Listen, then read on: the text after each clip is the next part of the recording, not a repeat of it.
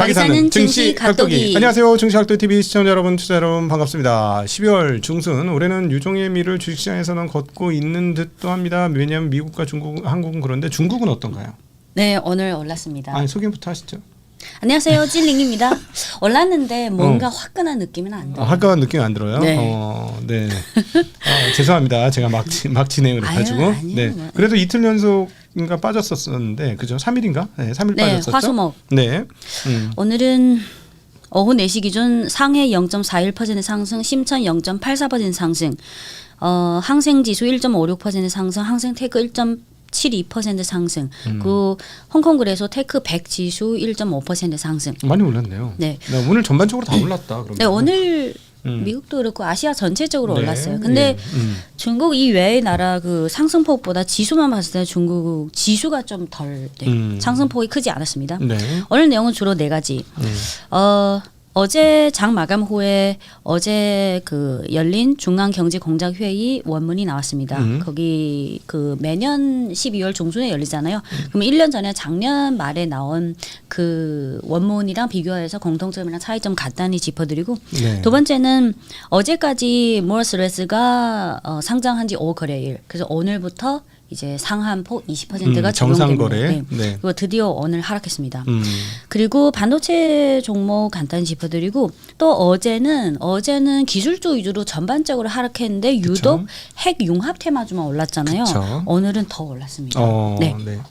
네, 오늘 거래 대금을 보면 어제는 1.89조 위안인데 오늘은 2.11조 위안. 거래량도 늘었네요. 네, 거래량 늘었는데 거기에 비해서 지수는 그렇게 해서 그래도 올랐잖아요. 1% 오르면 많이 오른 거예요. 네, 그래서 그 10월 11월에 비해서는 이번 주 5거래일 중에 2조 위안을 돌파한 날이 월요일 그리고 오늘. 네. 그래도 그나마 조금. 그리고 오늘 상승 업종은 귀금속, 원자재 이쪽이 많이 올랐고, 발전 설비 2%, 통신 장비, 보험, 반도체, 전력, 에너지 장비, 건설 기계, 인터넷, 항공, 우주, 방산 등이 1% 상승했고, 네. 하락 업종은 공항 2%, 도로 소매 1%대, 그리고 통신, 석유, 화학, 항구, 농업, 석탄, 은행, 건자재, 제지 등이 1% 이내 하락했습니다. 홍콩 업종을 봐도 역시 귀금속, 원자재 등이 3% 상승했고, 그 외에 공업, 금융, 정보통신, 소비, 부동산, 헬스케어가 1% 상승했습니다. 네. 화면을 보시면 어제랑 그저께 중앙경제공작회의가 열렸는데, 지난 12월 8일에 중앙정치국 회의가 열렸습니다. 네. 그래서 그 한 달락 말씀드렸잖아요.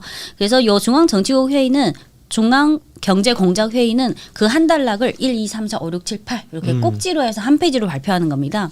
그래서 다음 그림을 보시면 네. 이게 매년 12월 중순에 열리는 건데, 좌측이 1년 전 버전이고요. 오른쪽이 어제 발표된 버전입니다. 그래서 요게 요약본이고, 내년 3월 첫 주 전인대에서 항상 총리가 1시간 반에서 2시간 정도 그 풀 원문을 올해는 어떻게 하겠다 그를 읽잖아요. 이게 그거의 축소본이라고 보시면 돼요. 그 1시간이나 읽어요? 옛날에는 2시간 이상 읽었는데 그러면은 최근에 조금 축소됐어요. 앞에 앉아 있는 사람 중에 저 같은 사람은 졸 거 아니야. 현장에서 계속 그냥 열심히 들어야 돼요. 근데 졸면 어떻게 돼?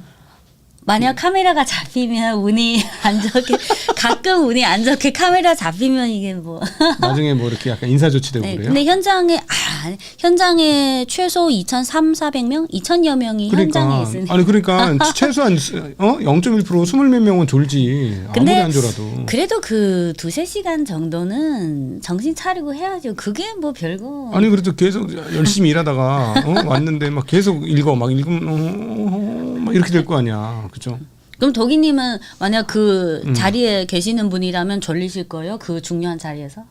저는 졸 확률이 제가 절반 넘는다고 봅니다. 자전거 너무 많이 타셔서 졸리신 거 아니에요? 아니, 그래서 가끔 카메라에 잡히는 경우가 그치, 있어요. 있다니까. 전 지난번에 북한에서 졸다가 큰일 난 사람 있었잖아. 아 그래요? 들리는 바에 왜 의하면. 얘기가 또 저기로? 아니 그러니까 어쨌든 네네 그 어쩔 수 없어. 네. 그럴 수 있는 거지. 그리고 뭐 1번 꼭지부터 8번까지 자세히 말씀드리지 않고 1년 전 버전 1년 전에는 1번부터 9번까지입니다. 그래서 어떤 꼭지는 1번이 1번일 수 있고 1번이 3번이 갈 수도. 네. 그래서 요 1번부터 8번까지는 2026년에 경제 분야에 있어서 이렇게 하겠다. 가이드라인. 첫 번째랑 1번, 2번은 작년이랑 비슷하면 1번은 여전히 내수를 진작시키고 내수를 좀 확대하자. 네. 이거는 작년이랑 똑같고요. 그러면 내년에도 계속 20환신 여러 가지 재정 적자율을 통해서 그거를 보조금을 낼 거예요. 그리고 2번은 작년이랑 비슷한데 표현은 좀 다르지만 대체로 신흥산업, 미래산업, 하이테크 이쪽 혁신산업 이쪽을 계속 육성하겠다. 요것도 크게 변화가 없고요. 근데 지금 8월 말에 그 인공지능 AI 플러스 강화 정책 그래서 요번에 요 가이드라인 요 단락에 인공지능 플러스라는 키워드를 넣었습니다. 그리고 3번은 건너뛰고요. 4번도 작년이랑 같은데 다 대외 개방 확대. 근데 작년에 비해서는 저번에 종국 씨와한테 말씀드렸다시피 이제는 기존 제품뿐만 아니라 뭐 AI 수출, 디지털 경제, 디지털 무역, 녹색 무역 이런 쪽을 더 강화하겠다. 그래서 1년 전에는 이런 키워드는 없었는데 이제는 1대1로 고품질 발전에 있어서 디지털 무역, 녹색 무역 이런 쪽 강화하겠다. 그리고 또 한 가지 요거는 대체로 비슷한 내용이고 키워드가 어느가 추가됐냐.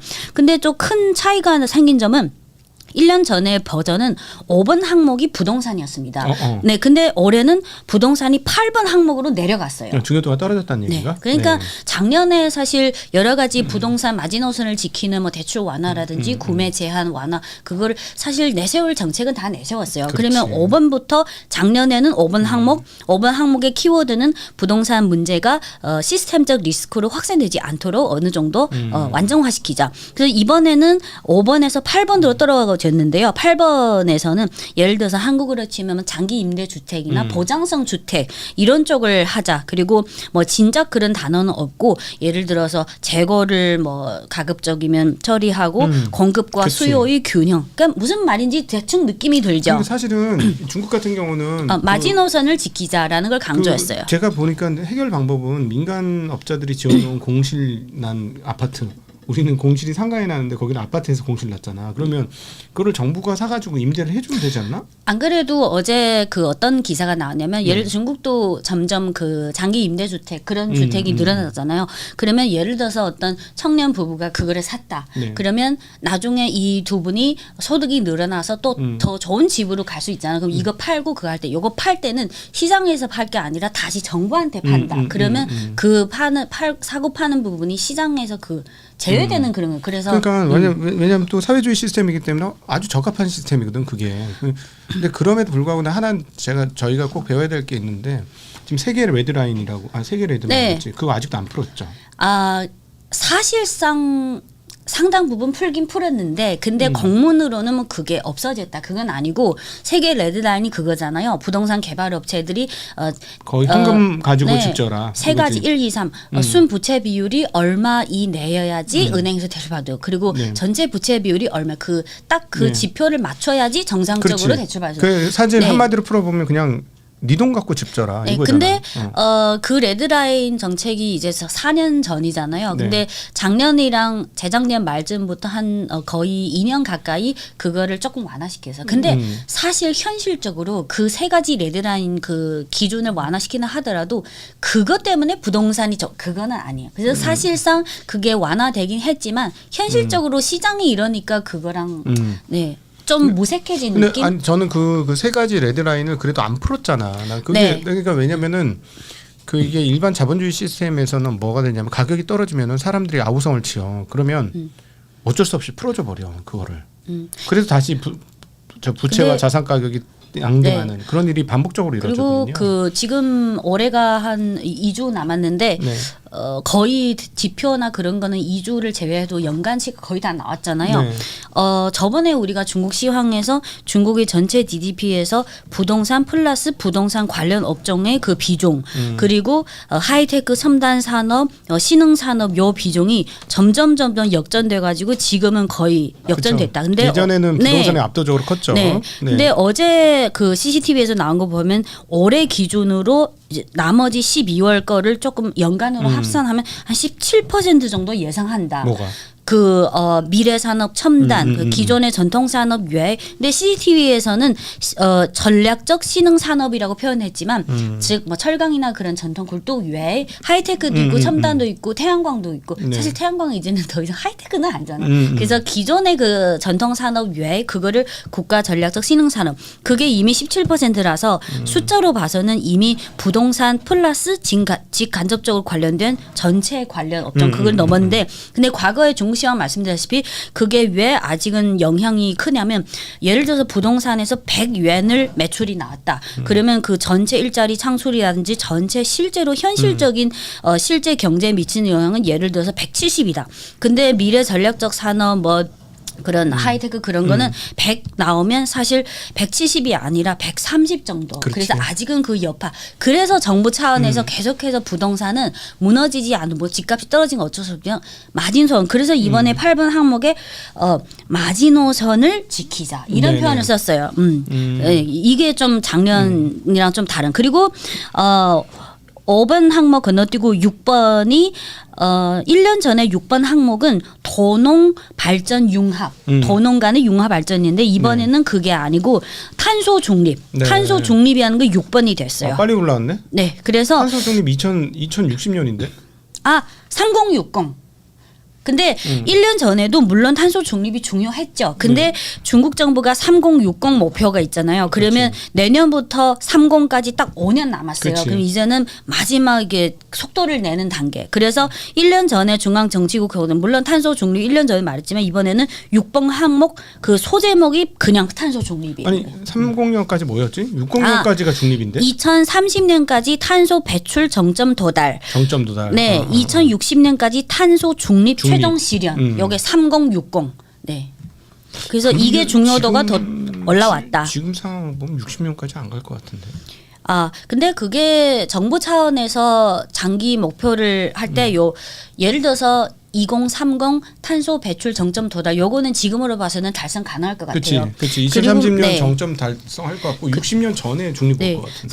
60년까지 탄소 중립. 근데 아마 제 생각에는 탄소 중립을 예를 들어서 어떤 나라는 이런 기준으로 하고 그때 가서 상황에 따라서 어떤 기준으로 이게 정확히 60년이 아닐 수도 있고, 근데 30은 저번에 그 탄소 중립 중국 학자 계산 보면 대체로 이미 달성 가능하대요. 네. 그래서 요 6번 항목이 소제목이 요거로 됐다. 굉장히 빠른 속도로 신재생으로 네. 넘어가고 있기 그래서 사실 때문에. 6번 소제목이 탄소 중립의 그 리드 역할을 계속 견지하다예요. 그러면 네. 예전에도 했는데 이제는 마지막 5년.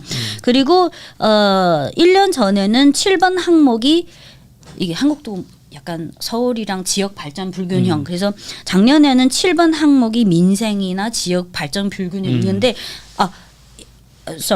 작년에는 7번이 지역 균형 발전 이건데 이번에는 요 소제목을 물론 지역 균형 그것도 있지만 민생 요거를 그러면 민생 안에 특히 대졸자들 일자리도 어려워진 일자리 그리고 실업률이 많이 올랐죠. 네 14억 중에 최소 3억 이상 농민공들의 복지나 그거 그래서 어떤 항목은 작년이랑 비슷하지만 또 키워드가 다르고 근데 이번에는 더 미래 전략 산업 혁신 산업 그리고 부동산이 밑으로 내려왔고 탄소 중립을 더 강화하고 그래서 조금 사실 근데 중국이 지금 그 세계적으로도 미국과 더불어서 빈부격차가 엄청난 나라이긴 한데 그럼에도 불구하고 잘 돌아가는 거는 전반적으로 성장하고 있는 거잖아요. 맞아요. 그러니까 그 도시 뭐 상하이 쪽에 잘 사는 사람들은 진짜 세계적으로 잘 사는 사람들이 있는 반면에 시골은 여전히 엄청 못 사는데 그래도 옛날보다는 훨씬 나아지고 있는 거예요. 네, 맞아. 점진적으로 올라가고 네. 매년마다 최소 그 소득이나 그런 거 데이터를 보면 알아요. 근데 그러니까 미국은 이게 다 어떤 여러 가지 기준이 있는데 어떤 예를 들어서 미국은 인구의 2% 미만인 인구가 98%의 그 부를 갖고 있다. 그거로 치면 사실 미국이 제일. 네, 근데 이게 어떤 기준으로 보느냐에 따라서 좀. 그러니까 이게 빈부 격차가 있더라도 이렇게 성장할 때는 아무 사회적 문제가 없어. 그리고 또 하나는 제가 한국에 오래 살았잖아요. 처음 한국 온 게 2007년. 진짜 20대 40대가 됐. 40대예요? 남들은 20대인 줄 알아. 아이. 진짜로. 그럼 네. 요때 제가 또 멘트를 파시면은 구독자분들 지금 토하고 계실 것 같아요. 저는 82년생입니다. 네네. 이미 40대 중반을 바라보고 있습니다. 네. 근데 마음은 아직 30대 후반인 것 같아요. 20대 아니고 마음은? 아유 그거는 너무 토 나올 것 같잖아요. 또 왜 그러세요? 네. 근데 저는 저보다 어린 후배들이랑 교류하는 걸 좋아해요. 비슷한 연령대나 또는 도기님처럼 저보다 훨씬 연령대가 많은 분이랑 어려워? 얘기하면 뭔가 하이라이트 뭔가 뭐 긍정적인 답답해? 에너지가 안 느껴져. 나 그냥 1패를 매기고 시작하네. 근데 그냥. 가끔 저보다 어린 친구랑 저는 소통하고 싶은데 그분들 입장에서는 부담스러울 수 있어요. 참. 네. 어찌되었건. 네. 근데 80년대인데. 네, 82년생. 근데 그 서울에 20대 와서 지금 40대인데. 네. 무슨 얘기 하려고 그러셨죠? 뭘 하려고 했지? 갑자기 오늘 제 머릿속에 GPU가 성능이 떨어져가지고 좀 제가 뭘 얘기하려고 했지?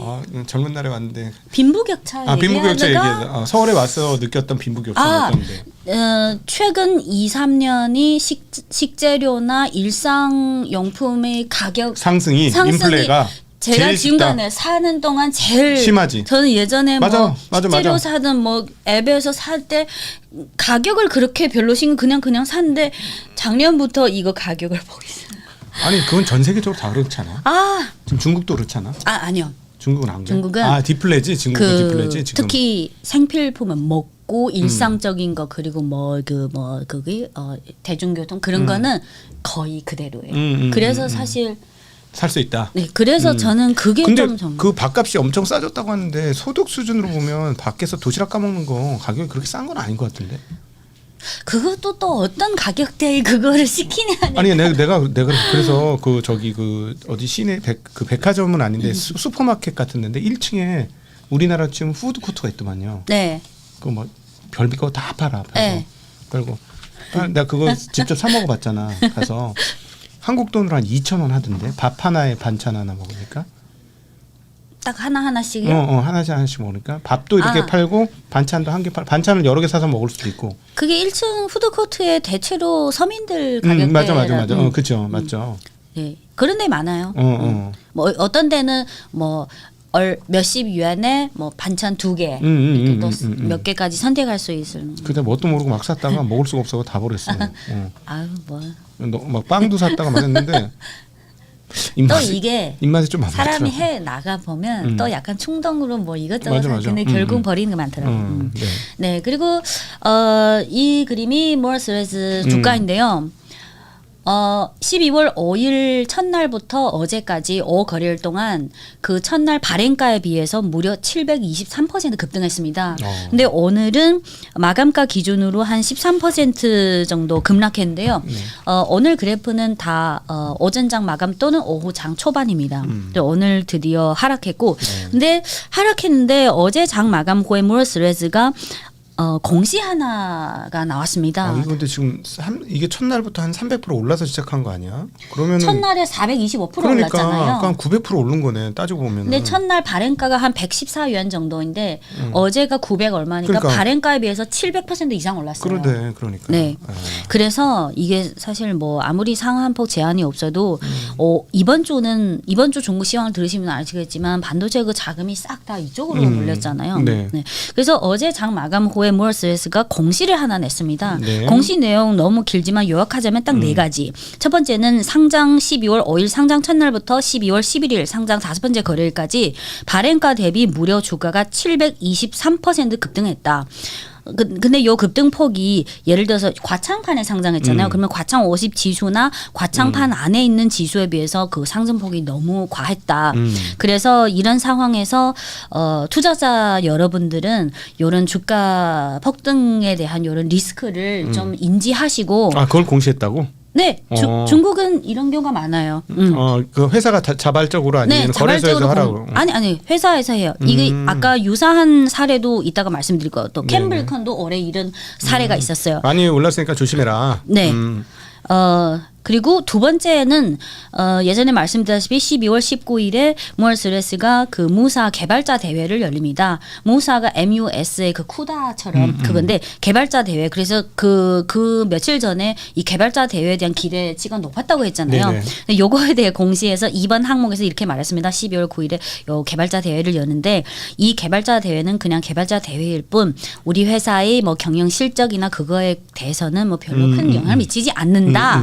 약간 완곡하게 뭔가를 그리고 우리 회사의 그 신제품은 아직은 그 양산의 투입 매출액에 잡히지 않고 신제품이 아직 매출이랑 연결되지 않고 아직은 신제품 인증, 뭐 고객에게 테스트, 양산 공급까지 여러 절차가 남아 있으니까 아직은 여러 가지 불확실성이 남아 있다. 예. 네, 그리고 신제품은 이제 양산이 되면 시장에서 경쟁할 건데 이제 시장 경쟁에 대해서도 아직은 뭐 이게 지금 유사한 게 제품이 많아지고 있잖아요. 그래서 그거에 대해서도 아직 불확실성이 있으니까 신제품이 나중에 나온다 하더라도 재무제표나 그거에 대해 뭐 좋은 영향을 미칠 수도 있고 또는 안 좋은 영향을 미칠 수 가능성이 그렇지. 있다. 당연한 거지. 그리고 세 번째는 이 회사가 아직은 몇 년 안 됐으니까 아직 흑자 전환이 안 됐잖아요. 그래서 올해 1월부터 9월 누적 기준으로 매출액은 7.85억 yuan이지만 지배주순이익은 마이너스 7.24억 yuan. 근데 요거 올해는 뭐 무조건 적자잖아요. 근데 앞으로 정확히 몇 년도에 흑자 전환이 될지는 모르겠다. 아직은 예측하기 그렇지. 어렵다. 이것도 당연하지. 투자자분들이 좀 알았으면 좋겠다. 그리고 마지막 네 번째가 기술 격차에 대해서도 공시가 나왔는데요. 이제 12월 19일에 무사 그 개발자 대회인데 거기서 뭐 아키텍처나 뭐 업데이트된 기술을 발표한 건데 요거는 우리 회사 입장에서는 계속해서 R&D에 투자해서 열심히 업그레이드 하겠다. 하지만 지금 일부 국제 선도 기업 사실 엔비디아를 말하는 거죠. 근데 그렇지. 뭐 공시에서는 그걸 언급할 필요 없으니까. 근데 원문은 하지만 일부 국제 선도 업체에 비해서 종합 실력이든 핵심 기술이 축적이든 또는 제품의 고객의 그 생태계든 아직은 일정한 격차가 존재한다. 이것도 알고 계십시오. 아, 이거 아주 훌륭하네. 그리고 지금 많은 신제품과 하드웨어 신제품이든 그 아키텍처든 아직은 R&D 단계에 있는 게 많으니까 여러분들이 우리 회사에 대한 기대치 높은 거 아는데 그리고 이게 연구 개발에서 양산 그리고 그럼. 고객 테스트까지 아직은 일정한 기간이 걸립니다라고 공시를 했습니다. 정확히 알고 네. 정확한 얘기야 다. 네. 네. 그리고 요거 어제 장 마감 후에 요 공시 내니까 오늘 바로 주가가 하락했는데요. 근데 요게 딱 유사한 사례가 하나 있습니다. 다음 그림을 보시면 또 요 회사가 상장 이전에 사실 캠브리컨이 많이 주목을 받았잖아요. 네네네. 요게 캠브리컨 올해 한 해 주가인데요. 딱 그 고점을 보시면 8월 29일입니다. 네. 8월 말. 네. 8월 1595. 네. 네. 딱 고점 찍고 떨어지기 시작. 뭐 거의 박스권이죠. 네네네. 근데 8월 29일에 뭐가 있었냐면 아까 무얼스레즈처럼 장 마감 후에 비슷한 공시를 하나 냈어요. 네, 그 공시가 7월 28일부터 8월 28일까지 한 달 동안 캠브리컨 우리 회사 주가가 133% 급등했으니까 투자자 여러분 좀 리스크를 좀 인지하세요. 네. 그리고 나서 주가가 하락하기 시작했어요. 그래서 이게 좀 유사하니까 그리고 이어서 어제 그 엔비디아 미국 주식이 1.55% 하락했고 오늘은 중국 증시 중 엔비디아 테마주가 1% 상승했고 화웨이 어센드 칩 테마주가 0.7% 상승. 근데 요거는 개별 뭐 화학제보다는 어제 기술주가 전체적으로 하락했잖아요. 그냥 오늘은 약간 기술적 반등 그런 게 있는 것 같아요. 뭐 개별적으로 뭐가 확 좋았다 그런 게보다는 그리고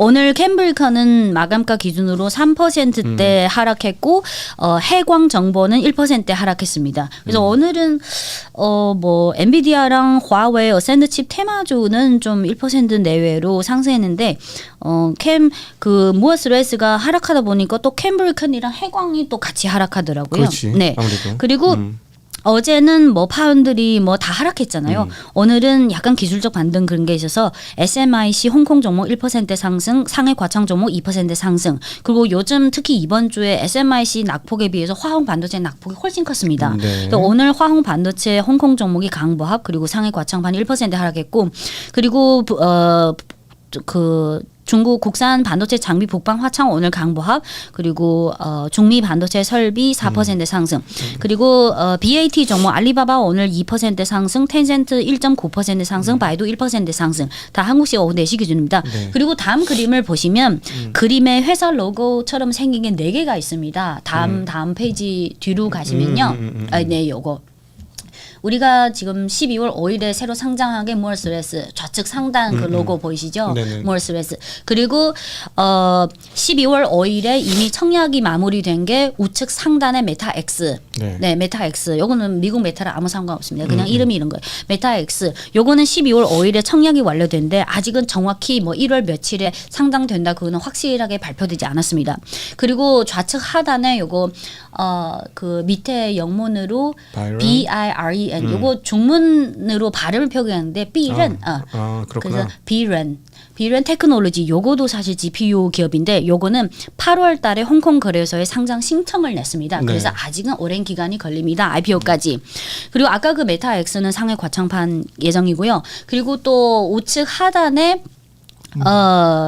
인프렘 있잖아요. 인프렘 중문명은 수요연科技 인프렘이 이게 좀 우여곡절이 있어요. 요거도 GPU랑 관련된 기업인데 작년에 사실 이미 중국의 CICC 대형 증권사랑 주관 계약을 맺었어요. 근데 그 과정 올해 들어서 뭔가 양쪽에서 뭔가 잘 안 되나 봐요. 그래서 올해 10월인가 11월에 이 인프렘이라는 GPU 기업이 11월에 주관사를 종신증권으로 또 새로 바꿨어요. 그래서 또 처음부터 시작하는 거예요. 그렇죠. 그래서 요 회사도 이제 몰스레스나 메타X처럼 과창판에 상장할 예정입니다.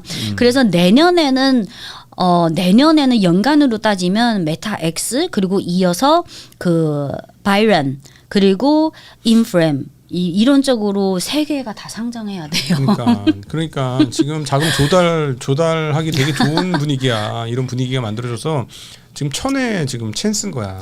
그리고 지금 사실 GPU도 첨단이 있고 일반인데 요 4개 로고를 같이 한 거는 물론 뭐 연간 또는 1년에서 2년 내로 집중적으로 상장한다는 것도 있지만 그런 거 있잖아요.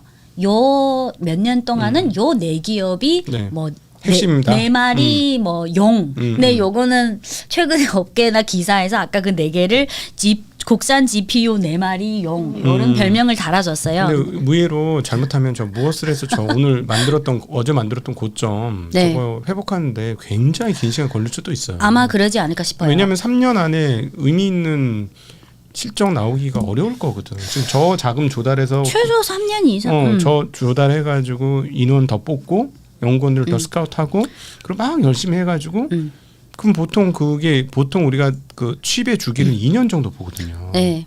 그럼 만드는데 1년, 그러니까 설계하는데 1년, 그걸 또 구현하는데 1년 이렇게 되면 생각보다 그렇게 빠르게 안 나온다고 저게. 그래서 어제 장 마감 후에 나온 공시가 그냥 실사구시로 있는 그대로 그냥 공시한 것 같아요. 근데 하여튼 뭐 되게 뭐 양심적으로 다 얘기한 겁니다. 사실 이게 더 좋은 것 같아요. 그렇지. 물론 투자자 입장에서는 주가 오르면 좋지만 근데 또 너무 단기적으로 과하게 막 그렇지. 아니 저렇게 해야 저 안전해. 장기적으로 살아남을 수 있어. 아 이거 좋아요. 아마 이랬는데 저 실적 안 나오면 의지 같아요. 그리고 네 이어서 어제는 기술주가 전체적으로 하락한 가운데 핵융합 테마주가 올랐다고 했잖아요. 어제는 1% 상승인데 오늘은 5% 급등했습니다. 네네. 사실 개별 핵심 종목을 보니까 뭐 최신 호재가 있었던 거 아닌데 그냥 이것도 사실은 연말에 돈 못 벌 텐데 미래에 대한 꿈이 엄청나잖아요. 그리고 연말에 들어서서 뭔가 명확한 방향 없으니까 한 며칠 동안 자금 여기로 쏠리고 며칠 동안 또 무어스레스를 쏠리고 무어스레스가 어느 정도 거래일 정도 어제가 5번째 거래잖아요. 그래서 어제부터 핵융합으로 쏠리고요. 네, 그리고 우리나라는 요즘 우선주하고 저기 서울에 땅 가진 주식들 미쳤어요. 아 그래요? 이번 주에? 이번 실질적인 호재가 있었어요? 아 저기 고속버스 터미널 재설계한다 그래가지고. 그 고속. 네 맞아요. 강남. 네 웃겨 아주. 그래가지고 그 보지도 않았던 막 자산주들 막 미치게 올라가고 지금. 그런 종목 갖고 있는 사람 많아요? 없죠. 그냥 갑자기 이렇게 되고. 갖고 있는 사람만 수혜보지 중간에 사가지고 수혜본 사람들은 거의 없다고 보면 돼. 네. 그래서 요 핵융합 관련해서 관련 종목이 그 원전을 건설하거나 또는 거기에 특수 소재나 장비. 근데 중국에서 제일 큰 원전 건설사가 중국 핵건. 중국 핵건설인데 오늘 9%대 거의 상한가를 기록했습니다. 네네. 그래서 물론 뭐 중국도 그렇고 지금 여러 나라에서 원전 건설 계속 확대하고 있잖아요. 그렇죠. 근데 실질적으로 뭐 개별 호재가 있는 거 아니고 추세적으로 그냥 은다. 그리고 끝으로 어제 우리가 그 사족보행. 유니트리가浙江성 절강성에서 엄청 규모가 큰 그 응급 로봇 산업 단지 내년 6월부터 2028년 6월까지 2년 동안 그 네. 완공할 예정이다. 근데 찾아보니까 지금 유니트리에도 그렇고 시리즈가 엄청 많아요. 시리즈도 많고 모델. 근데 제가 확인해 보니까 요거 딱 보면 응급 로봇답게 생겼죠. 이게 네. 사람 모시러 오네. 네, 요 사족 로봇도 여러 가지 모델 시리즈가 있는데 요거 B2라고 써 있잖아요. 네네. 유니트리가 사족 로봇 모델 시리즈 많은데 이 중에서 응급 로봇으로 많이 주문 받는 게 요 B2인데요. 네, 네. 요 B2도 앞에 그냥 B2가 있고 뒤에 B2W가 있어요. 네. 이게 가격대가 더 비싸요? 가격대가 비싸 보이네요. 제가 생각하면 요 B2 기본 모델 앞에 거가 yuan하로 42만 yuan인데 8,400만 원 한 대당. 네. 앞에 거 그리고 뒤에 거 지금 보시는 게 B2W 모델 요게 109만 yuan 그러면 2.18억 원이에요. 네. 네. 요거는 응급 로봇 중에서도 좀 첨단 고급. 근데 다음 거를 보시면 또 저렴한 것도 있어요. 이게 어떤 상황에 사용되는 요거 보면 최저 1,600달러부터 시작한다. 네. 요것도 응급 상황에 사용되는데 일반적인 상황. 아까 그거랑 딱 모양을 보면 다르죠. 요거는 GO2, GO2. 그래서 유니트리의 응급 용 로봇 중에 아까 그 B2랑 B2W가 좀 핵심 제품이고 비싼 거고 요거 Go2는 좀 일반적인. 네. 요 두 개가 주력 그거예요. 응급용 로봇에서는. 네. 네. 그래서 내용 더 있지만 오늘은 제가 또 학원 가야 돼서 여기까지만 하고 다음 주에 계속 네, 하겠습니다. 알겠습니다. 네. 그래서- 어제 제가 집에 가서 또 그 응급 로봇 공부해 보니까 재밌는 내용 많더라고요. 네. 로봇을 그리고 진심입니다. 제가 어제 네, 얘기한 로봇이. 내용 중에 조금 잘못 얘기한 내용인데 그 유니트리가 IPO 지금 상장 임박이잖아요. 근데 많은 분들이 뭐 내년 1, 6월에 상장할 게 아니냐. 근데 확인해 보니까 상장도 다 기간이 있고 절차가 있잖아요. 지금으로 봐서는 빨라도 내년 4월쯤이 될 것 같아요. 네네. 그렇게 연초에 빨리 상장될지는 일 연체될 거면 지금 거의 다 끝났어야 돼요. 모두. 네. 그래서 아직은 그 거래소 쪽에서 심사승 절차가 필요해요. 네. 네. 한 주간 고생 많으셨습니다. 이번 한 주에 뭐 기억 남는 일은 있으셨나요? 기억나는 일? 별로 없으셨어요? 제가 요즘 기억력이 좀 이제 조만간에 이제 크리스마스 오는데 그러면 크리스마스 때는 계획이 있으신 거죠? 크리스마스 때 이미 집에 가는 비행기 표 사놨어요. 그러니까 계획이 있으십니다. 근데 크리스마스는 가족과 함께. 예, 그렇죠. 그래서 내일은 그 중국 출장은 후배 2명이랑 네. 제가 아까부터 계속 집중력이 좀 떨어지는데 한 명은 전기차 인사팀이고 한 명은 그 화웨이 디지털 에너지 사업부인데 내일 2시간씩 만나기로 했는데 어떻게 좀 유익한 정보를 근데 물론 그 화웨이 그 친구는 AI 사업부나 반도체 사업부가 아니고 네. 디지털 에너지 사업부 네네네. 데이터 센터나 제조 공장에서 재생 에너지 태양광으로 안정적이고 효율성이 높은 전력 공급. 그 전력 한국에 고객이 많아요. 화웨이가? 네네. 화웨이가 전력을 해요? 디지털 사업부 제가 그림을 하나 있는데 맨 마지막에 그림 하나만 보여드릴게요. 네. 워낙 사업부가 많잖아요. 더 뒤로 이 후배가 요 태양광 중에 뭐 인버터가 있고 ESS가 있잖아요. 그러면 네. 점점 더 많은 제조업체든 또는 데이터 센터든 어떻게 하면 안정적인 전력 공급에다가 가격도 좋고 안정성 그리고 전력 그 에너지 전환 효율성 소모를 줄이고 그런 통합 솔루션을 제공해요. 그래서 이게 한국에도 고객이 많은데 후배가 이 디지털 에너지 사업부에 근무하는데 한국 고객들에게 뭐 기술 지원 서포트 그런 거 하러 왔어요. 네네네.